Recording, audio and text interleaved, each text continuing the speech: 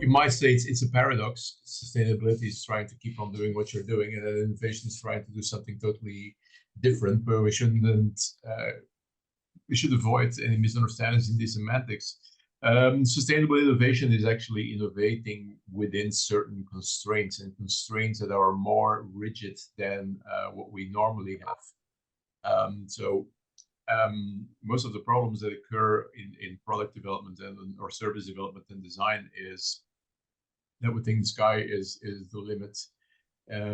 But the more we are constrained, the more we can constrain our designs, the more chance we have of really having what we call a sustainable innovation. And sustainable innovation is just an innovation that does not, it's not harmful for the planet. It doesn't introduce extra synthetic materials. It doesn't degrade forests and landscapes, etc. And of course, it has all the respects for human rights. So within those constraints, you can really innovate. And innovating for me is always around what's called job to be done or the customer job. But it requires a certain mindset, and the mindset then we talk about values. If you do not have the values to accept these constraints, you're not going to go to sustainable innovation. And so 70% of my time is spent in practice, 30% of my time is spent in academic research. And one of the things I always ask leaders, people who are actually having the mandate and the budgets to change things, is if you look in the mirror and look deep down inside of you, and then come back with an answer the next day on the question. And the question is, do you think that you have a responsibility beyond monetary profit? Yes or no? And much to my sadness, most of them come back and say, no, we don't believe it. So we're fighting a paradigm where we are actually acting. We are acting according to a paradigm which has been drilled into us, that we should, as a business, go after monetary profits, and the others just extras if we have some time for it, if we have the luxury for it. They're not luxuries. So that is actually rooted in the values of leadership and the values of companies. So there is to me, a direct correlation between the values that you have and that you live and work by, and the innovation activities and results that you get. Do you have any tips how to maybe, if we have people like from management or also as employees, as internal group in a company, how do you cultivate basically such a mindset inside an organization, or how do you develop it where the values are eventually missing or they are not so clear, not so obvious? Yeah, we see I just came out of a meeting with the giant multinational. That first of all, within companies, there is really a lack of understanding of what sustainability really is, from the lowest to the highest. Now, how to change values, that takes quite a long time, because you mimic the values of your leadership. Even if you don't agree with it, if you have different values, you come into what's called the cognitive dissonance. And you just show up to work, you do your job, but your heart, your passion is not with it. But we have to instill it somehow in leadership. Now, we see two reasons why people start engaging in sustainable activities. One is mandatory reasons, because we're being obliged, we're being obligated to start reporting on it. And then you go into life cycle assessment, etc., and you go into your emission accounting, or you do it as a result because your customers are increasingly demanded for it. And that's what I call purpose-seeking customers. Or you do it because your values from the top of your company really say we believe that we have a responsibility for the planet, we have a responsibility for people, and we do have a responsibility for monetary profit. Then of course the biggest example is like Patagonia. Now, how do you change it? You change it by putting somebody at the helm who lives and breathes those values. Yeah. If you don't want to change somebody at the helm who lives and breathes those values, then surround that person at least with those values, so the values can be absorbed. Yeah. So that's really where it starts. If you're if people at the top, or the person at the top, really says, well, yeah, it's a nice thing, we have to do it, but it's not my value, then there's not much you can do, unfortunately.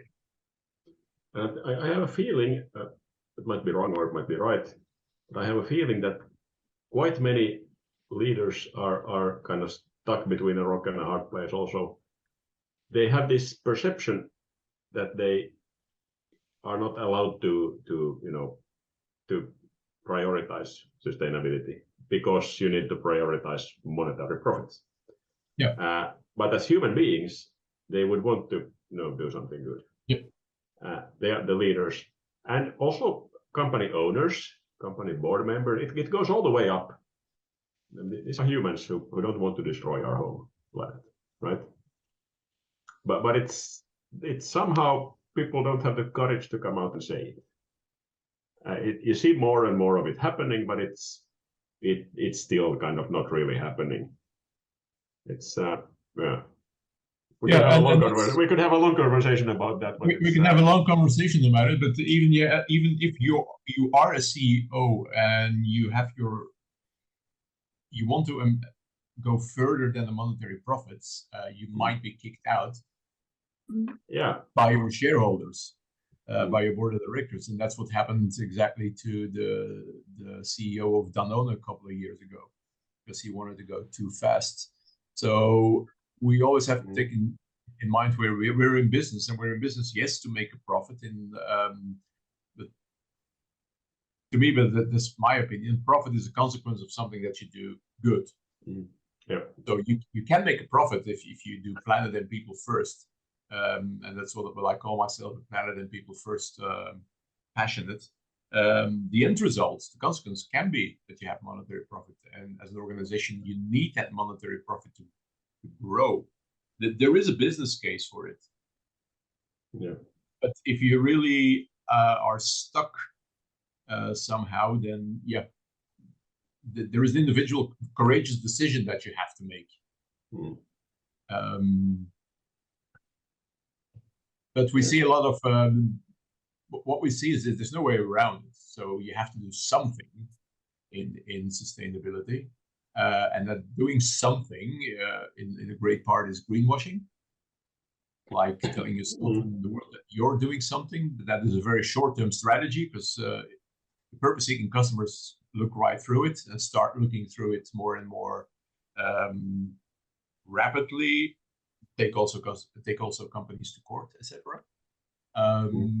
But there is a place, and that's a good news. There is a place, and there are examples of where the leadership and shareholders really do believe we do have a planet, we do have a responsibility for planet, we do have a responsibility for social on top of monetary profit. That they can be quite successful, actually. So I think by also presenting those case studies, you might convince somebody who's a bit afraid of acting that, I'm going to try, because it can be done. Beautiful. Bridge, excellent bridge. With this, I would basically also connect it directly with Maria. Maria, that's like the best bridge, Jef, you could do, because Maria is heavily involved in developing processes, products, helping basically during these design sprints and hackathons, helping companies to define the new business model. So Maria, would you like to maybe share with us your points around this business innovation? And there are like frameworks which you also kind of describe in your work, and which you work with clients on. Maybe you can tell us more about that. Sure. Just building on what you were just saying, I think it's crucial that the whole value chain, I guess, within an enterprise understands all the value that comes from more efficient, reusable, more efficient, less energy-poor. So just by involving your whole organization and partners to the true cost, in a way, through life cycle analysis or assessment, more analytics in terms of circularity, a closer look, you can prove it and you can measure it. So you have a direct correlation between more sustainable practices and more efficiencies. So that's one thing. I think a data-led approach is crucial to winning over shareholders specifically. Going back to actual processes within organizations, I really believe in bottom-up approaches and very holistic approaches, not that it doesn't just stick with the sustainability department. It has to be a real holistic approach. That's why innovation events like hackathons, I think, are a really good approach. There's still a bit of an idea that hackathons, which are large company-wide short-term events, they're seen as innovation theatre quite often, because often the projects that come about from these events are quite short-term or pie in the sky and don't actually get implemented. But we are seeing a real shift in implementation of these projects. For example, a typical company hackathon might be 100 people. They have 2 days to increase data transparency in their supply chain. This is one we did with a global food services company last year. And in the space of 24 hours, so it wasn't even 2 days, it was 24 hours, with a very user-focused approach and working with partners, they could really break into the core challenges and work that way. So one of the 10 teams did manage to create a fully functioning platform which managed to actually track a lot of the scope 3 emissions from their partners that wasn't possible before. But most of the projects, even if they didn't have a fully functioning model, they broke down so many barriers. They spoke to partners and users that they would never have spoken to before.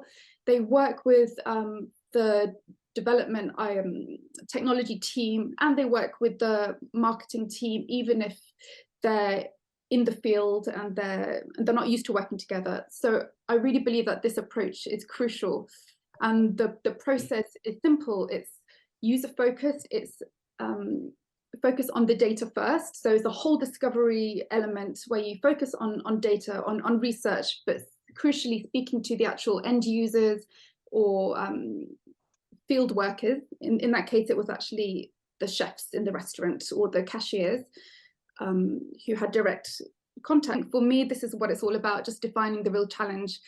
Okay, you brought up my 10 types. So this is based on Dublin. It's Dublin's 10 types of innovation. And here we can actually see that there's multitudes of ways to innovate. It's not just the middle product, which is what we focus on. So I really believe that by exploring other areas, it's really motivating for employees in the organization to see that it's not just product performance. You can actually innovate so many levels. So that's what we do in design sprints and hackathons. I mean, the information that you started to share also regarding the business case, it also very nicely then circled back basically to what Poul is doing. So thank you very much, Maria. And also, you know, I really love this summarized view where it's pretty obvious then where you see the channels, where you see the categories. So, I mean, also a question maybe before we go to Poul would be, how much do you use life cycles in your work? Do you use them? Do you have a partner to use this? Or how, I mean, are there any point of discussion during this type of innovation challenges and approaches? Right, so life cycle assessment or analysis, I'm not sure which is the correct assessment. Yeah. Assessment. Okay, so life cycle assessment for me is a very specialized task. I I encourage the organizations to run their own. Often they already do, but different product departments actually use different platforms to run their own assessments, which I think is insane. But I would love to see a more streamlined one tool for one organization, perhaps. It doesn't always happen, but other organizations aren't measuring anything, and these are the mid-sized organizations, and now there's a huge trend because they have to scope out all their 1, 2, 3 emissions. So I just encourage them to find their own. I don't actually recommend specific platforms, but for me it's just get the data, and then we can work on focus points that's come out on that data, and you can use it for comparing and measuring and benchmarking. Yeah. It's just data driven, isn't it? Thank you. So it's included. It's part of the process to also utilize this element. Yeah, they have to do that first. Otherwise, there's no point. Beautiful. That's beautiful. That's already like, kind of aligned process. It's like prepares you for the thinking. Now, Paul, what you would like to maybe share with businesses that are getting ready to, upgrade and explore new opportunities? People are not going to know how to do an LCA after 7 minutes. Our training takes 2 weeks, and that's actually super short. But I'll give an introduction to what environmental LCA is. So basically, from 2 different angles. First of all, that it's the life cycle thinking, so the whole life cycle from cradle to grave, or cradle to cradle, if you like. So start with extracting raw material from nature, or from the ground, whatever you want to use as an example. Then the manufacturing, distribution, use, and in this case, of course, reuse and repair and so on. Maybe, but and still then end of life, which hopefully will be recycling, can be also just waste. So that whole life cycle. And then the other angle is that everybody talks about greenhouse gas. Well, okay, not everybody talks about it, but that's what people know. There is something called greenhouse gas, and we have global warming. Well, guess what? There are other environmental impacts too of activities we do. There's biodiversity loss, depletion of natural resources, water scarcity, for example, direct impact on human health from pollution and whatever, and yes, of course, also greenhouse gases. Those are maybe the biggest or the most important and big summarized impacts that we have. There's a long list of more detailed impacts that kind of sum up to these ones. So I'll highlight that. Then why is environmental life cycle assessment needed? It's because, if you compare to finance, you want to know your financial results, then you need accounting. So if you want to know your environmental impacts, then you need environmental LCA. It's maybe an analogy that can be used. And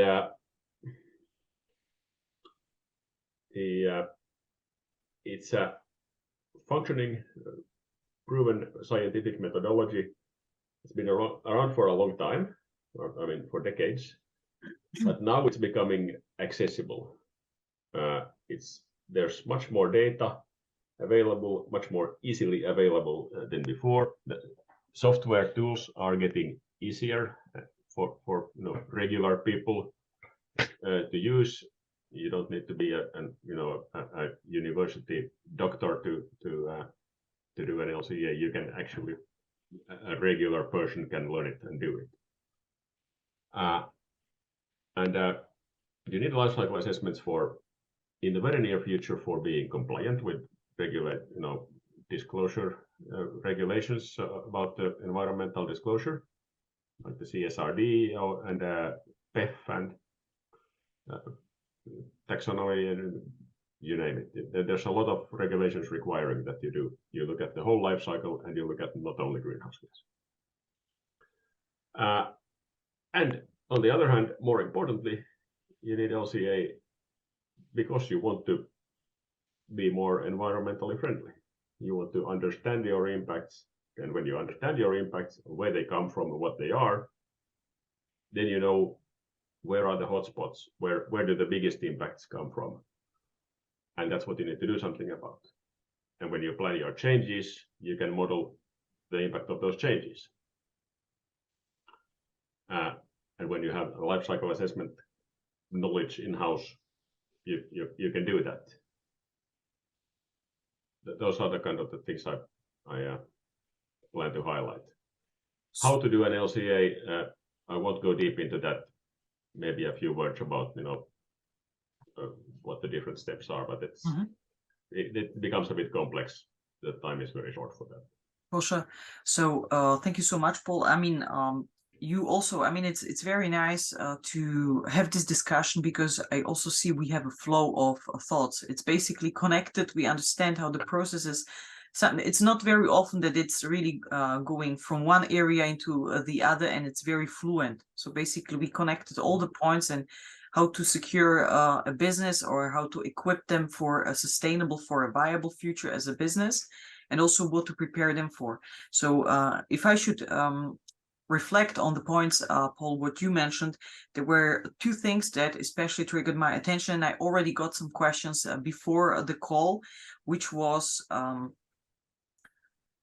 in terms of producing a life cycle assessment, especially the element about data. So where do the data come from? Is it benchmarks that we use? Is it some rough calculations? Do we have manual collection only? Is it a combination? It depends. I mean, there is a lot of data. There is high-level kind of market average data. There is more granular industry and country-specific average industry, benchmark data, which is good for many purposes. But then, if you are modeling your very core specific focus area that you do, what's your business specialty, then of course you should use your own primary data. Meaning you don't take the industry average of that industry in your country. You really dig into the details and find specifically your own data. Gotcha. And you need to do that for the part where you know that it's significant, it's relevant for the results. If the impacts of some process is 1% or less on the environmental impacts, then yeah, fine, use the industry average. It's good enough. Don't waste time on that, but do spend time on what's relevant. How do we want to make this accessible for millions of companies worldwide? So, we have a product, we have a solution with Environmental Impact Academy, with your company, where we partnered up. And there is a series of other life cycle specialists or people that are being educated or requalified or, kind of upgraded on that in terms of knowledge and skills. But still, it's a lot, and you need to invest time, money, energy. So how do you want to make it, or if you have any thoughts on this for everybody, how do we want to make this accessible for a lot of companies, millions of companies and products? And happy if you have a perspective recommendation on that, whatever helps the businesses out there listening or business owners listening to this. Yeah. Well, there's of course our solution, which is that we find a person, we train the person, we support the person during their first LCA, and then you have a person in your company who has done at least one life cycle assessment. Everybody would like to hire people who have 5 years of experience, but guess what? There aren't that many of those. So that's one solution. Currently, it's because the software solutions are pretty user-friendly, or getting user-friendly nowadays, especially the one we use, which is Oyster, but others too. And since data is more easily available than before, it's that lowers the threshold. Learning how to do environmental life cycle assessment is not rocket science. It's a little bit difficult, but it's not rocket science. So a person who can be an engineer, or a person who can be a business controller, that person can also be a life cycle specialist. So you can learn it. and there will be millions of people who know how to do LCAs in the near future. Yes. I mean, I definitely agree with you when you look at, I mean, the labor aspects and work aspects and requalification and education. So this is also quite an interesting element to flag. No, I'd like to conclude with something I just learned in the previous meeting, that Vlerick Business School is the #1 business school in the Benelux, Belgium, Netherlands, and Luxembourg. They made a very provocative statement, apparently in their sustainability course. They say that if you haven't transformed as an organization in your operations and in your offering, so in the way you operate and what you offer by 2030, you'll be irrelevant as a company or an organization. It's a very provocative statement, but I like it. Even if it's just to shake people awake. Yeah, but I'm very surprised, and I'm pleasantly surprised that a leading business school comes up with such a statement. I agree. So thank you so much for your time.